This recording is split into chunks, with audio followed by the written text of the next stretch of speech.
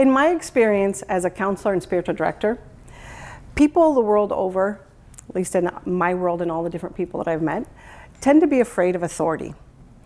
We think that it's something to be feared, or it's something for those people, or something I don't have. Why is authority so scary?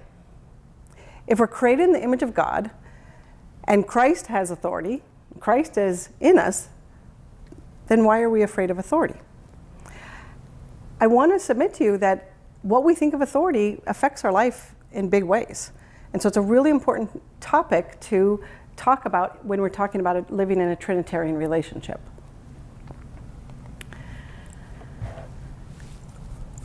Let's explore authority a little bit by looking at words that we can use as synonyms of authority.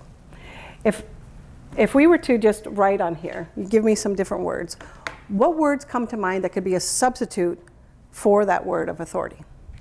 Just whatever comes to mind. Power. Okay, power. Ruler. Ruler.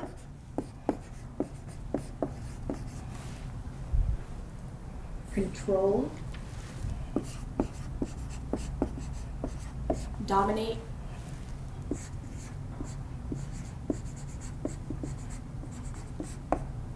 I'm going to put it as a noun, domination. Other words that come to mind? Boss. Boss. Okay, that's enough. We can try that. Just so you know, these are really common words. I've asked hundreds and hundreds of people over a 10-year period about what authority means, and these are really common words. So let's put these words to the test and see if they fit an understanding of authority. These two phrases right here are paraphrased from Romans 13, right from the beginning, 13:1. All authority comes from God, submit to all authority. So let's test these words and see if they work in that statement. All power comes from God, submit to all power. I see people shaking their heads and some not. You don't like that. Okay. All rulers come from God, submit to all rulers. No. Lots of head shaking. All control comes from God, submit to all control. All domination comes from God, submit to all domination. No. You really don't like that one, huh? All bosses come from God, submit to all bosses. You guys don't like your words for authority. No wonder we find it so scary. No wonder we think that it's either for someone else or I shouldn't have it or something like that. Again, I want to tell you that those are the same words, and that's the same reaction that I've gotten from every single group I've ever done this with or individuals inside my office. And yet I would submit to you that understanding authority is very important. We cannot do the greater things that Christ calls us to do if we don't understand authority. Now, in 10 years of asking people about this, there's only one word that I've ever found that people can go, yeah, that works. And that word is truth.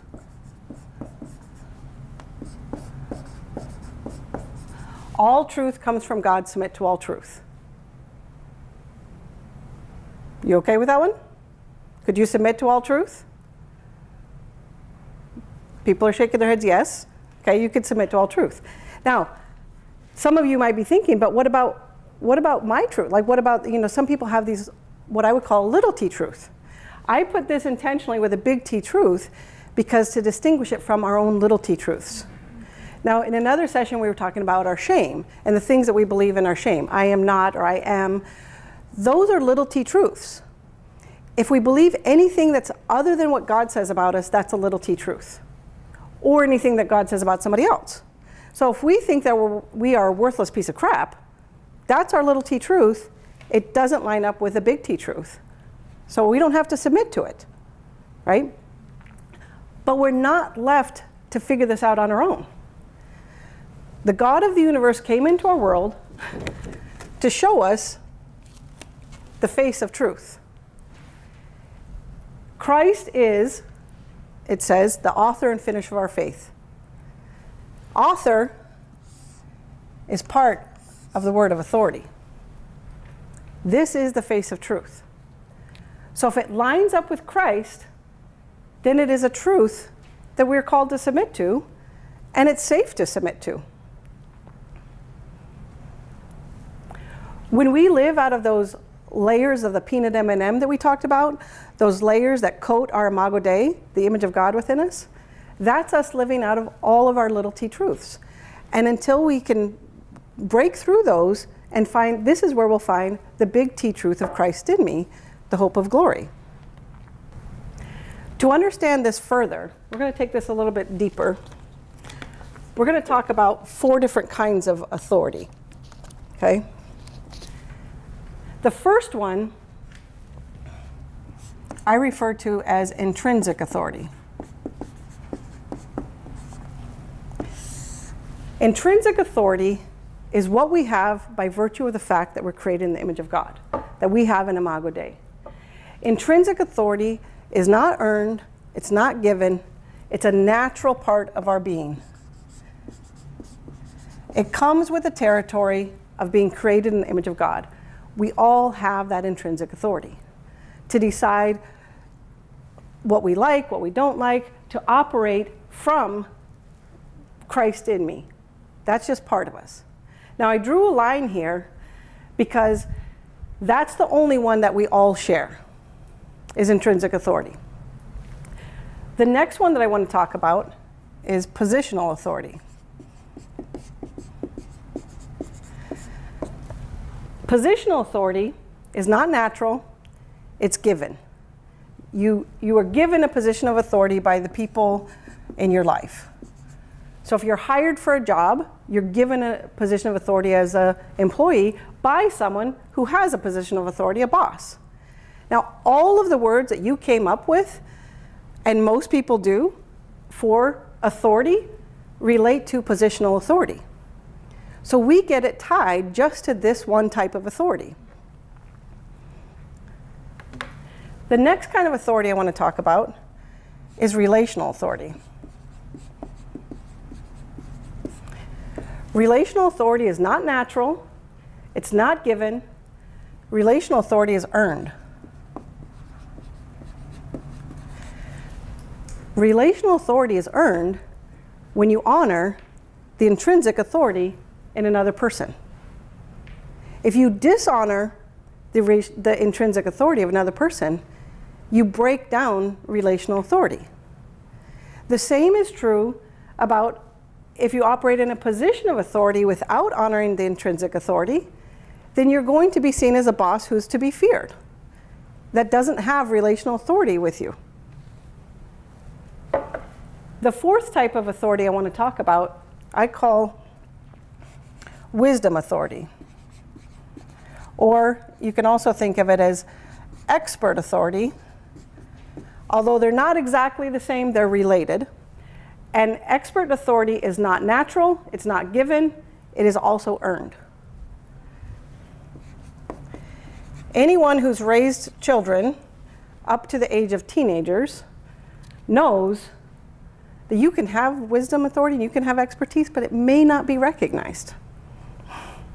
Probably won't be recognized for about 4 or 5 years if you're lucky. And they'll reach a point where they'll turn back and they'll go, if you have relational authority, and they'll go, wow, Mom and Dad, you learned some things over the last few years.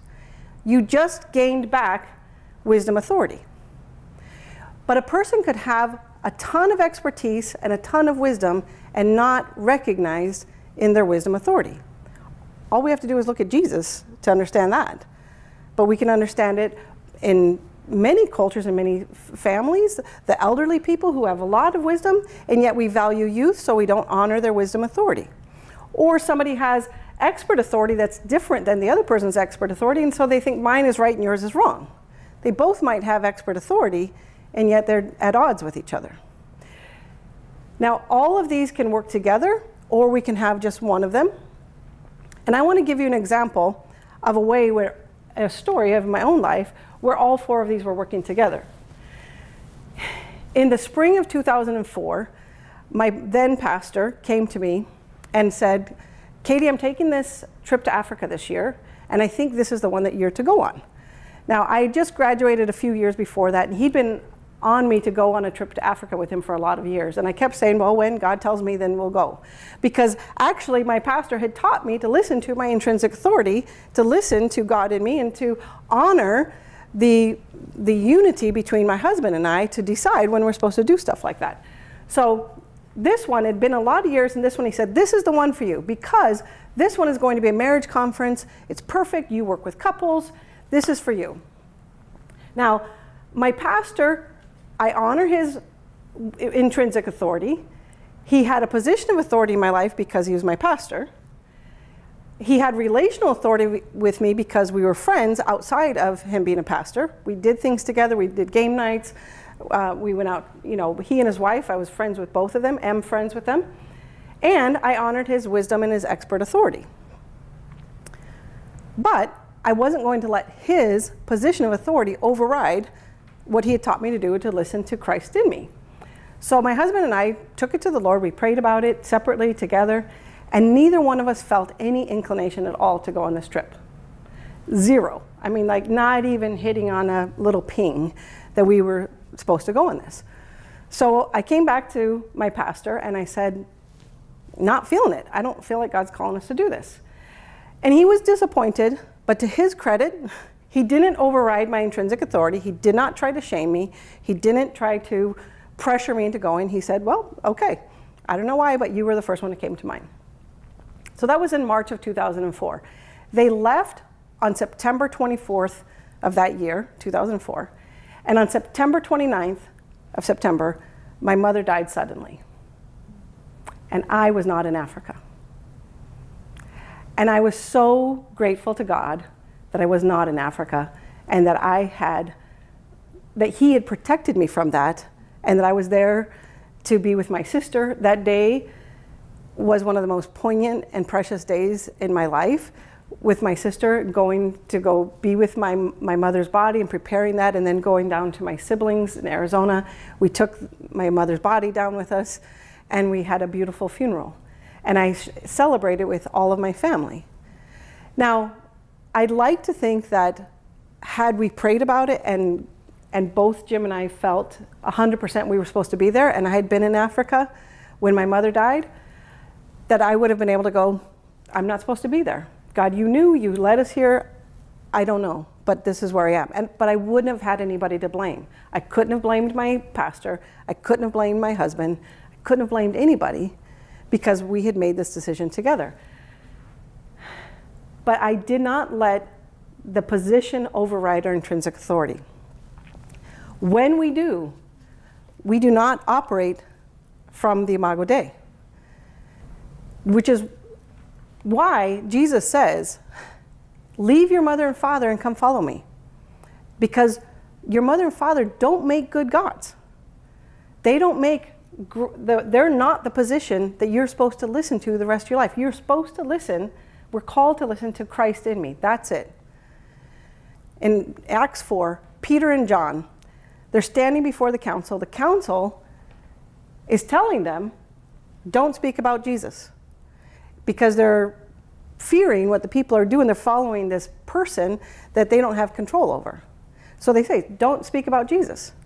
Peter and John say to the council, you have to do what you think is right before God, but do you think God wants us to obey you rather than him? And they say, we're not going to stop speaking about Jesus. They also didn't let the position of authority override their intrinsic authority. Okay? Because, folks, people, when they operate out of a position without operating out of Christ in them, there's a tendency to abuse their power. When somebody is coming from a position of authority without operating from their intrinsic and without a relational authority, they will tend to use their power to abuse people, to tell them to do things that they don't have any right to tell you to do. But we're not called to obey man, we're called to obey God. Folks, Jesus calls us to do greater things in his name. And we cannot do that without understanding our authority. At the end of the day, we stand before one God and no others. There's only one high priest, and his name is Jesus Christ. Thank you.